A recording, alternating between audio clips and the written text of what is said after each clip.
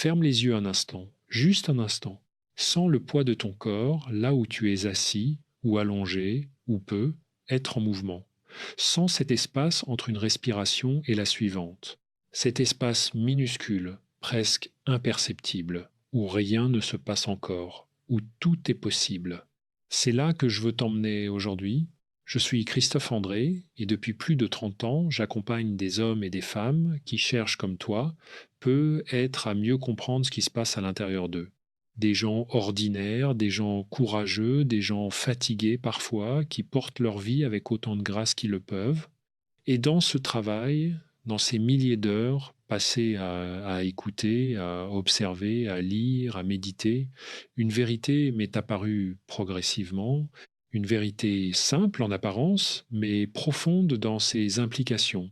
Elle tient en quelques mots et pourtant elle mérite qu'on lui consacre du temps, beaucoup de temps, parce qu'elle ne se comprend pas d'un coup, elle se ressent, elle s'habite, la voici, tout ce qui t'est destiné arrive quand tu retrouves le calme.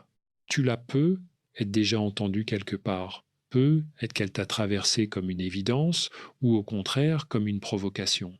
Parce que cette phrase, selon l'état dans lequel on se trouve, on peut la recevoir très différemment. Si tu es épuisé, si tu cours depuis des mois, si tu attends quelque chose avec impatience ou avec angoisse, alors cette phrase peut sonner presque comme une moquerie, comme si la vie te disait calme-toi et tout ira bien. Et je comprends que ça puisse agacer, je comprends même que ça puisse blesser, mais ce n'est pas ce qu'elle dit, pas vraiment.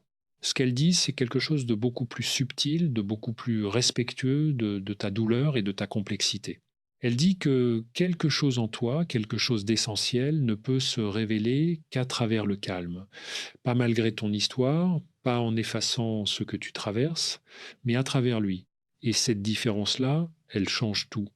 Alors aujourd'hui, pendant cette heure que tu m'accordes, et je te remercie sincèrement de ce temps que tu te donnes, je veux explorer avec toi ce que cette phrase révèle vraiment sur toi, sur la façon dont tu fonctionnes, sur les mécanismes invisibles qui t'empêchent parfois d'accueillir ce qui t'attend. Nous allons parler du bruit intérieur, de l'agitation, de la peur. Nous allons parler de ce que la psychologie et la contemplation nous enseignent sur le calme, non pas comme absence de problème, mais comme capacité profonde à être présent à sa propre vie. Et nous allons parler de toi, de ce que tu traverses, de ce que tu cherches. Installe-toi confortablement, laisse tes épaules descendre légèrement et si tu le peux, laisse cette heure t'appartenir. Commençons par quelque chose qui te concerne directement. Pense à un moment dans ta vie, il n'y a pas si longtemps peu, être où tu attendais quelque chose avec une intensité presque douloureuse, une réponse, une rencontre, un changement, une décision que tu devais prendre ou qu'un autre devait prendre pour toi. Tu te souviens de cet état, cette espèce de tension permanente, ce fond sonore d'inquiétude qui colorait tout ce que tu faisais, et puis un jour peut être après une nuit de bonne nuit, peut être après une promenade, peut, être après un moment où tu t'es laissé, distraire, par quelque chose de beau ou de simple, quelque chose s'est éclairci. Une idée est apparue, une évidence, un chemin que tu n'avais pas vu parce que tu regardais trop fort. C'est ça que cette phrase essaie de nommer. Ce n'est pas que l'univers récompense les gens sages et calmes. Ce n'est pas une promesse magique. C'est une observation psychologique, presque physiologique, sur la façon dont notre esprit fonctionne. Quand nous sommes dans l'agitation, et j'entends par là non seulement l'agitation visible, celle qui fait qu'on ne tient pas en place, mais aussi l'agitation intérieure, celle des pensées qui tournent en boucle, des scénarios qu'on rejoue, des inquiétudes qu'on nourrit quand nous sommes dans cet état-là, quelque chose se ferme en nous. Les chercheurs en neurosciences ont une façon imagée de décrire ça. Ils parlent de tunnelisation cognitive. Lorsque le système nerveux est en état d'alerte, le cerveau se concentre sur la menace perçue et rétrécit son champ d'attention. C'est une mécanique de survie ancienne, précieuse dans certaines situations, mais dans la vie quotidienne, dans nos décisions, dans nos relations, ce rétrécissement nous coûte énormément. Il nous fait voir moins, sentir moins, entendre moins. Il nous fait passer à côté.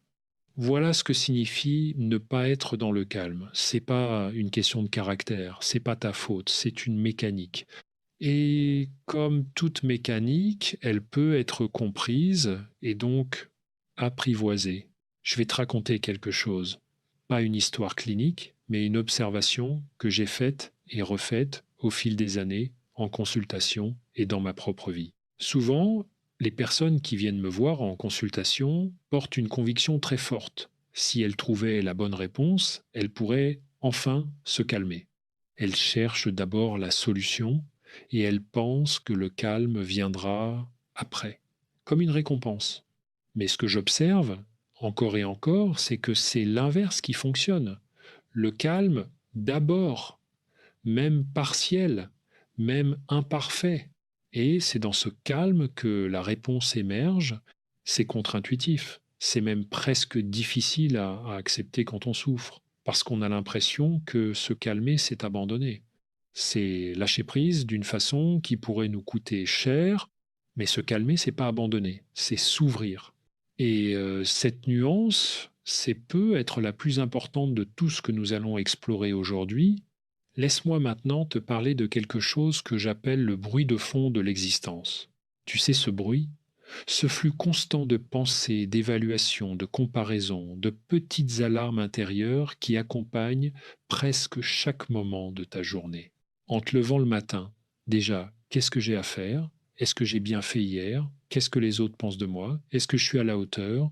Est-ce que je vais dans la bonne direction? Ce bruit-là, pour la plupart d'entre nous, il est tellement constant qu'on ne le perçoit même plus. Il est devenu le fond sur lequel notre vie se déroule, comme la musique dans un restaurant que tu n'entends plus au bout d'un moment, mais qui agit quand même sur ton système nerveux. Et voilà quelque chose de frappant que la recherche en psychologie nous montre. Ce bruit intérieur n'est pas neutre. Il consomme de l'énergie, beaucoup d'énergie. Des ressources cognitives qui ne sont alors plus disponibles pour autre chose, pour la créativité, pour la connexion, pour l'intuition, pour la présence. Il y a une étude fascinante menée par deux chercheurs de Harvard, Matthew Killingsworth et Daniel Gilbert, qui ont mesuré, grâce à une application sur téléphone, à quelle fréquence l'esprit des gens divaguait pendant leurs activités quotidiennes. Et le résultat était saisissant. Presque la moitié du temps, les gens pensaient à autre chose qu'à ce qu'ils faisaient. Et dans ces moments-là, ils se déclaraient moins heureux qu'au moment où ils étaient pleinement présents, même si l'activité en cours n'était pas particulièrement agréable. L'esprit errant nous coûte pas toujours, pas tout le temps. Parfois, laisser l'esprit vagabonder est créatif et précieux. Mais l'errance anxieuse, celle qui ressasse, qui anticipe des catastrophes, qui rejoue des scénarios douloureux, elle nous épuise sans nous nourrir. Et c'est là que la phrase de départ prend tout son sens. Parce que quand tu retrouves le calme, quand tu crées les conditions pour que ce bruit de fond s'atténue, quelque chose d'autre devient possible, quelque chose qui était là depuis le début, mais que tu ne pouvais pas percevoir à travers le tumulte. Imagine un lac. Quand la surface est agitée, tu ne vois rien en dessous. Mais quand l'eau se calme, le fond devient visible. La clarté n'est pas venue de l'extérieur, elle était là. C'est l'agitation qui l'a cachée. Ton espace intérieur fonctionne de la même façon. Maintenant, je veux qu'on s'arrête sur quelque chose d'important, parce que j'entends parfois une confusion, une résistance légitime face à tout ce qui touche au calme, à la sérénité, à la présence. Certains se disent, mais moi, je ne suis pas quelqu'un de calme, ce n'est pas ma nature, je suis vif, réactif, intense. Est-ce que ça veut dire que je suis condamné à passer à côté de ce qui m'est destiné? Non, non, absolument pas. Et je vais être très clair là-dessus parce que c'est un malentendu profond. Le calme dont je parle n'est pas une personnalité, ce n'est pas un tempérament, ce n'est pas réservé aux gens lents, aux introvertis, aux méditatifs. Ce n'est pas une façon d'être dans le monde, c'est une capacité qui peut se cultiver, qui peut s'apprendre, qui peut s'approfondir indépendamment de qui tu es fondamentalement, Des gens extrêmement vifs, créatifs, passionnés, même impulsifs, peuvent accéder au calme intérieur, non pas en trahissant leur nature, mais en ajoutant une dimension à leur fonctionnement.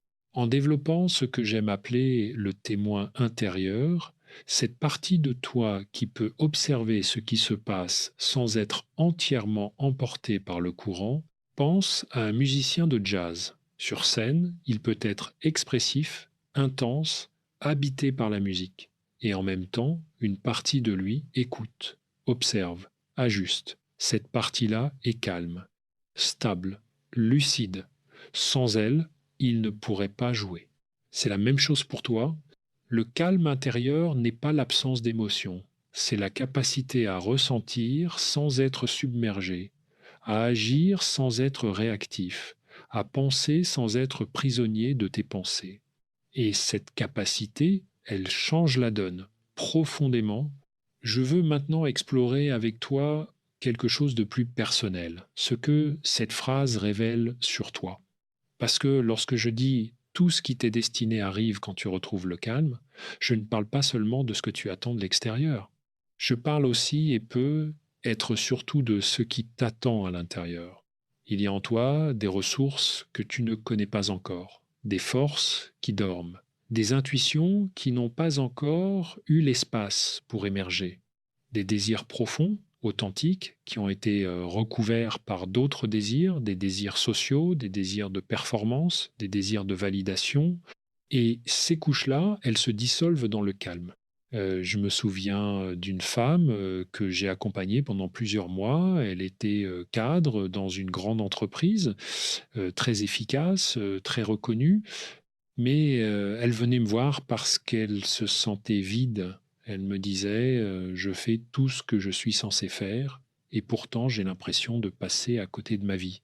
Au fil des séances, nous avons travaillé ensemble à ralentir, à introduire dans sa vie des espaces de silence et de calme, pas de longues méditations, rien de radical, juste de petits îlots de présence au quotidien. Et progressivement, quelque chose a émergé. Elle s'est souvenue qu'enfant, elle aimait la peinture, non pas comme hobby, mais comme langage, comme une façon d'exprimer ce que les mots ne pouvaient pas contenir.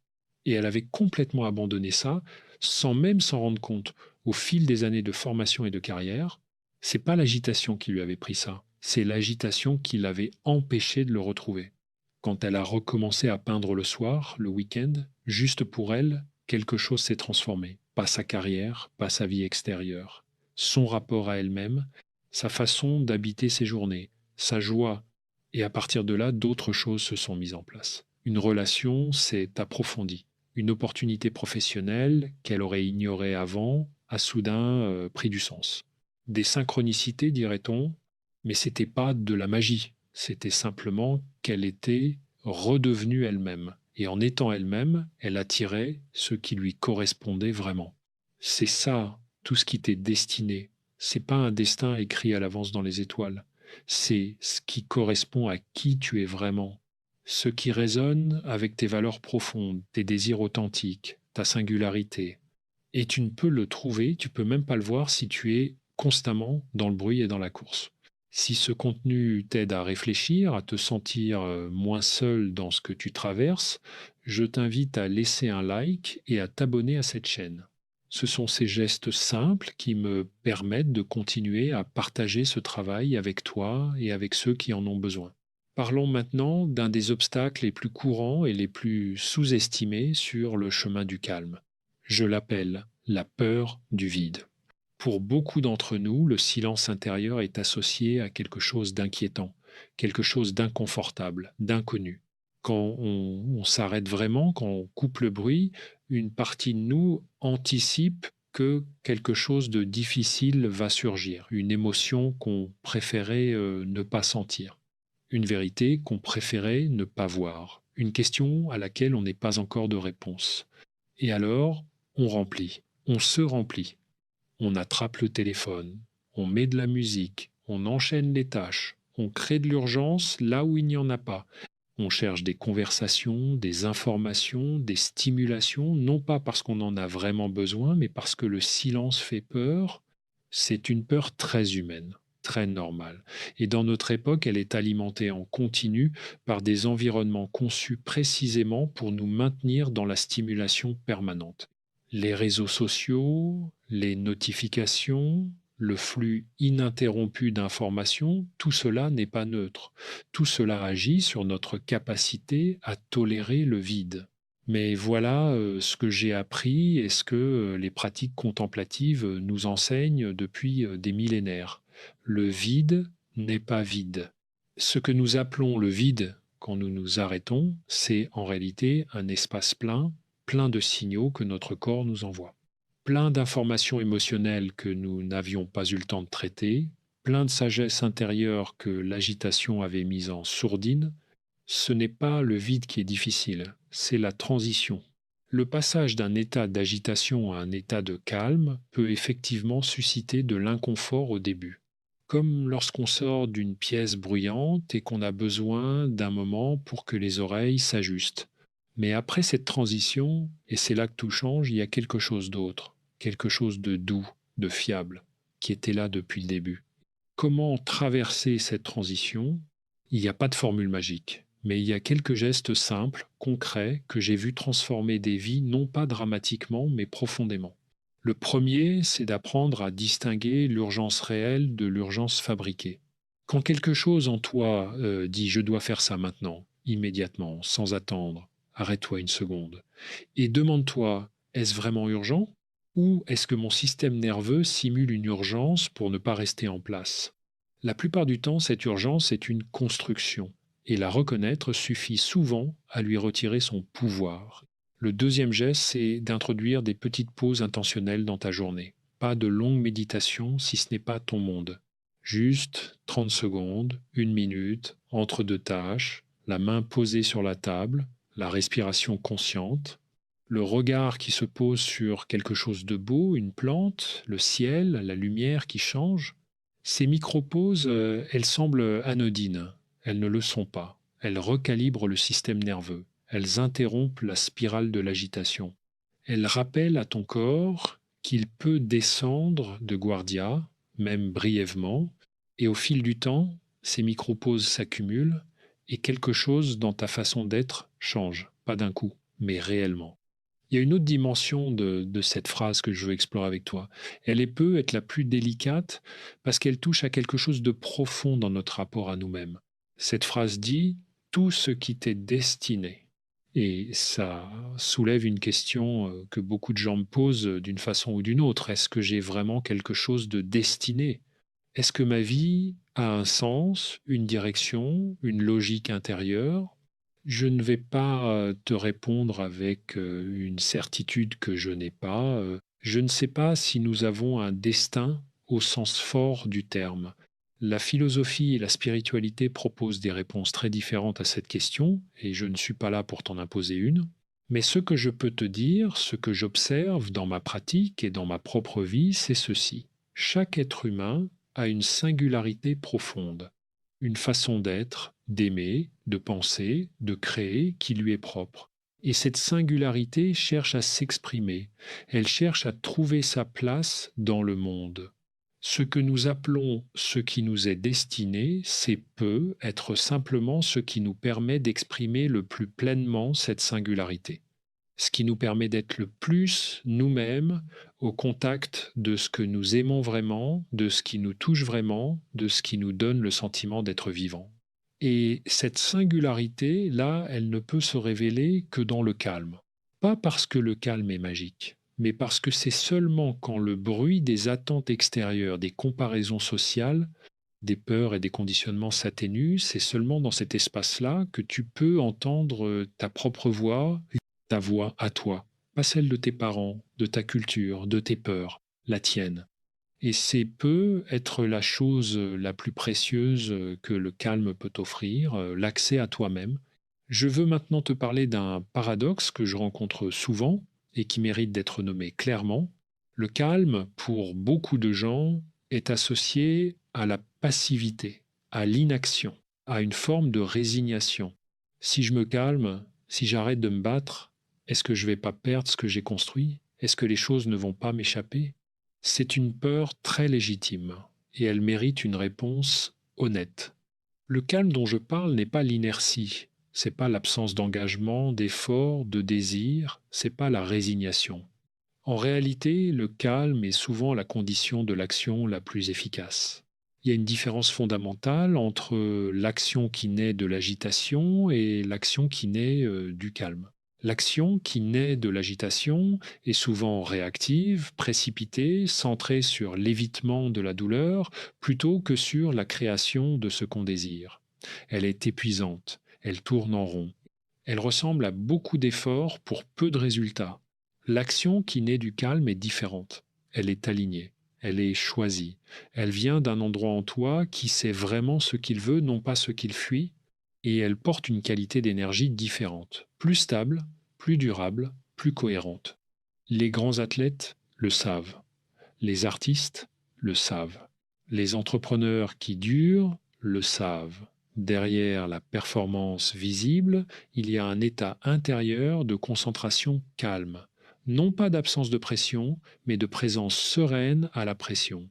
Ce qu'on appelle parfois la zone, cet état où tout devient fluide, où les ressources s'organisent spontanément, où le résultat dépasse ce qu'on aurait pu planifier cet état, est toujours associé à une forme de calme intérieur.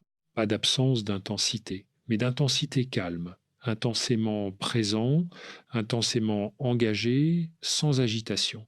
Et voilà pourquoi retrouver le calme n'est pas se retirer de sa vie. C'est au contraire y entrer plus profondément, plus pleinement, avec toutes ses ressources disponibles.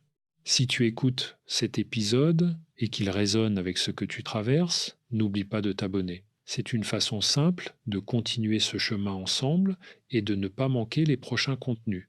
Je veux maintenant te parler de quelque chose que j'ai observé dans ma propre vie. Je ne me cache pas derrière ma position de médecin ou de chercheur pour parler de ces sujets. Je les vise aussi, imparfaitement. Humainement, il y a eu des périodes dans ma vie où j'ai perdu le calme. Pas seulement quelques heures ou quelques jours, des semaines, des mois parfois, où j'ai fonctionné dans une forme d'agitation chronique que je ne percevais même plus comme telle. C'était devenu ma norme. Et dans ces périodes, j'ai remarqué quelque chose. Les décisions que je prenais étaient souvent moins bonnes. Les relations que j'entretenais étaient moins profondes. Les textes que j'écrivais étaient moins vivants. Quelque chose dans mon travail perdait de sa sève. C'est pas que je travaillais moins, peut-être même que je travaillais plus, mais quelque chose d'essentiel n'était plus là.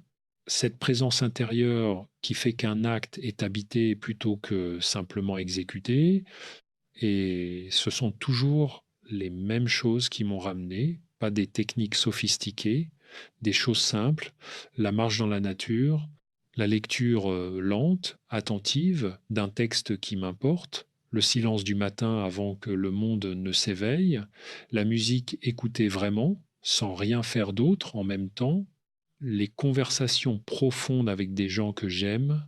Ces choses-là, elles ne règlent pas les problèmes, elles ne font pas disparaître les difficultés, mais elles me remettent en contact avec quelque chose de stable en moi, quelque chose qui peut faire face, quelque chose qui sait, et depuis ce lieu-là, tout devient différent.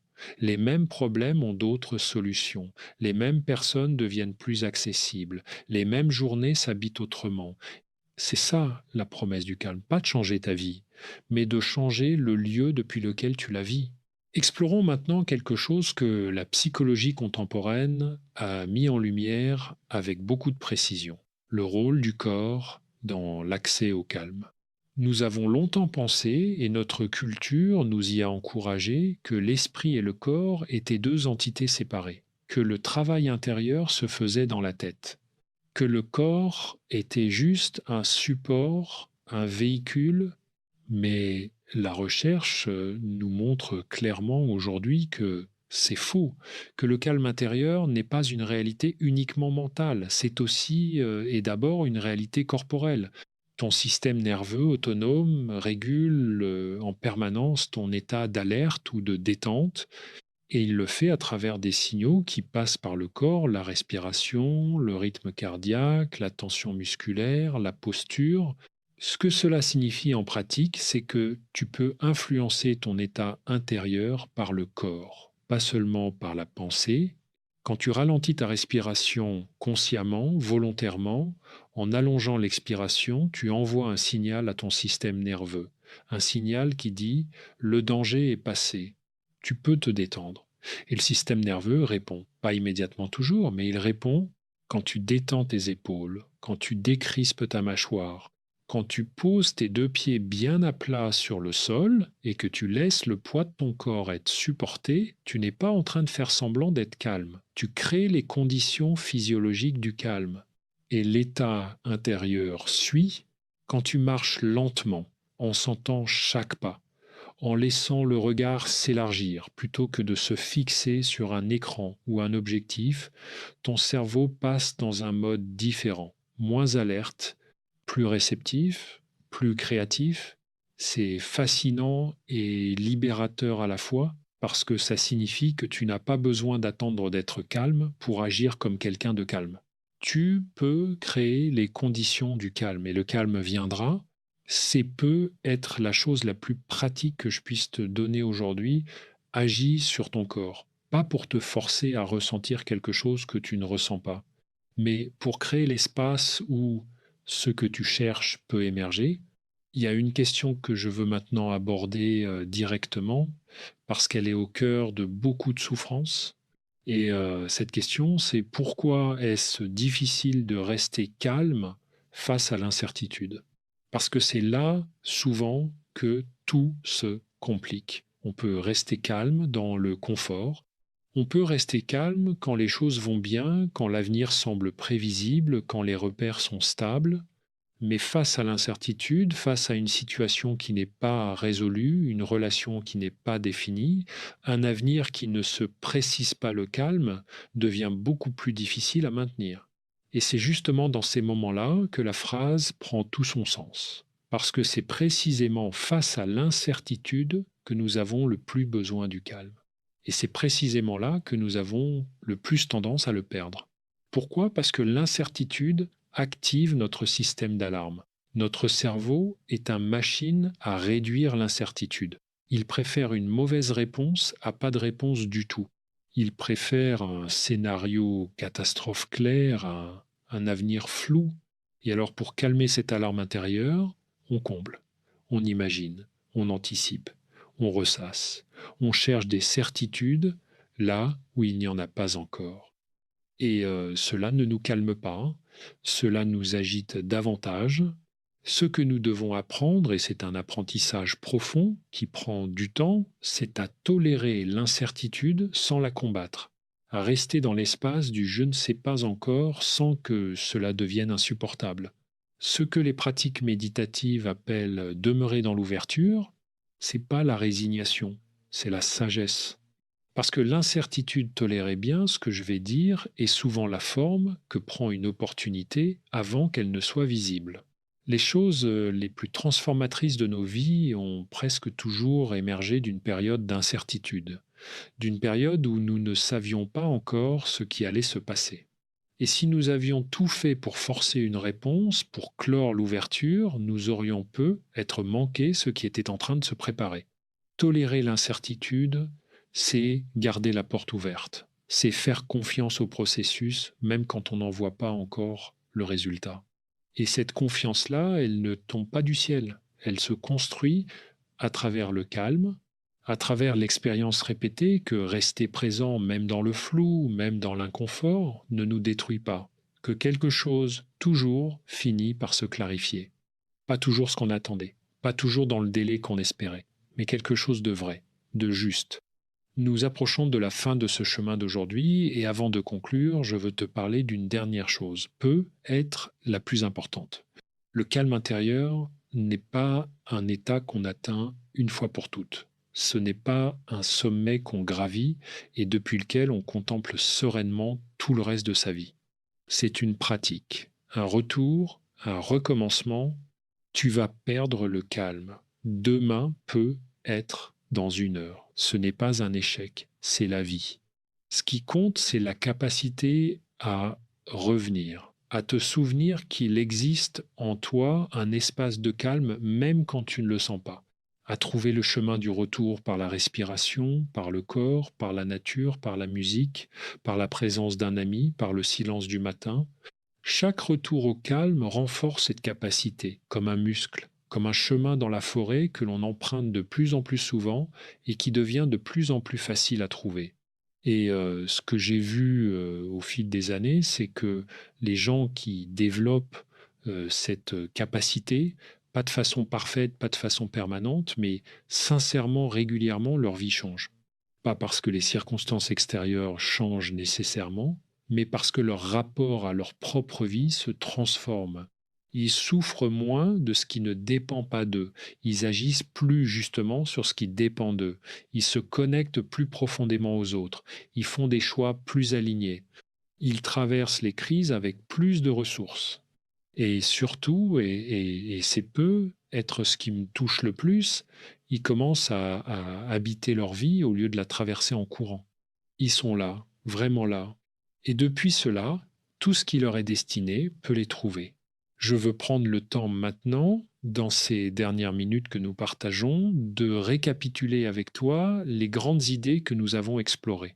Non pas comme un résumé mécanique, mais comme une invitation à laisser ces idées continuer à résonner après que tu auras fermé les yeux ou arrêté cet enregistrement. Nous avons commencé par une phrase: tout ce qui t'est destiné arrive quand tu retrouves le calme. Et nous avons découvert ensemble que cette phrase n'est pas une promesse magique. C'est une observation sur la façon dont tu fonctionnes, sur la façon dont ton cerveau, ton système nerveux, ton intuition, ta créativité, tout cela fonctionne infiniment mieux dans un état de calme intérieur.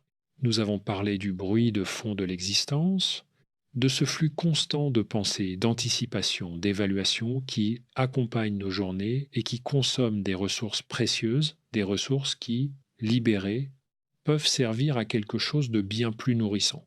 Nous avons exploré la peur du vide, cette tentation de remplir chaque espace de silence, de stimulation en stimulation, parce que le calme fait un peu peur, et nous avons compris que ce vide apparent n'est pas vide, qu'il est en réalité un espace de clarté, d'information, de présence à soi-même. Nous avons démystifié le calme comme passivité.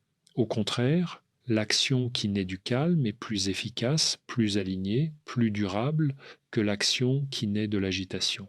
Nous avons parlé du corps de la façon dont la respiration, la posture, le mouvement peuvent créer les conditions physiologiques du calme et comment le calme intérieur suit.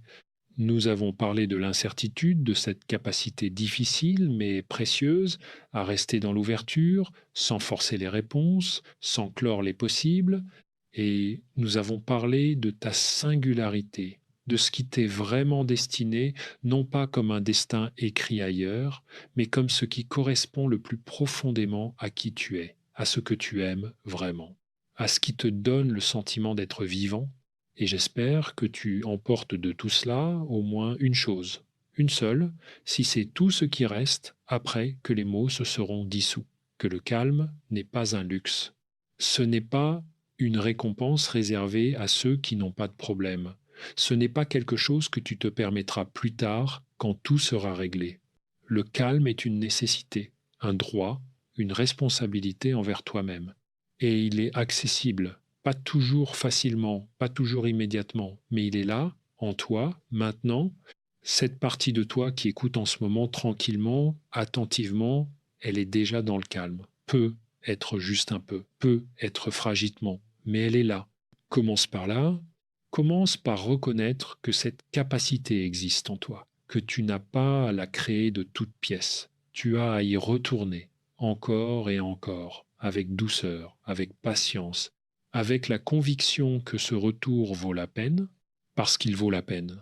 Je le crois profondément et je l'ai vu dans ma vie, dans la vie de ceux que j'accompagne, dans la vie de ceux qui, un jour, ont décidé d'arrêter de courir juste un instant et ont trouvé là, dans cet instant, quelque chose qu'ils cherchaient depuis longtemps. Ce quelque chose, c'est toi, c'est ta vie, c'est ce qui t'attend. Il te suffit de te calmer pour le trouver. Merci de m'avoir accompagné jusqu'ici, vraiment. Je sais que le temps est précieux et que tu aurais pu le passer autrement. Alors merci de l'avoir partagé avec moi, avec ces idées, avec toi-même. Si ce contenu t'a été utile, si quelque chose a résonné, même légèrement, même une seule phrase, je t'invite à t'abonner à cette chaîne et à partager cet épisode avec quelqu'un qui pourrait en avoir besoin. Peut être quelqu'un que tu aimes et qui court trop vite en ce moment. Peut être quelqu'un qui cherche sans savoir encore quoi. Un partage simple peut parfois faire beaucoup. Et moi, je te retrouve dans le prochain épisode avec d'autres mots, d'autres idées, le même désir de t'accompagner un peu sur ce chemin. Prends soin de toi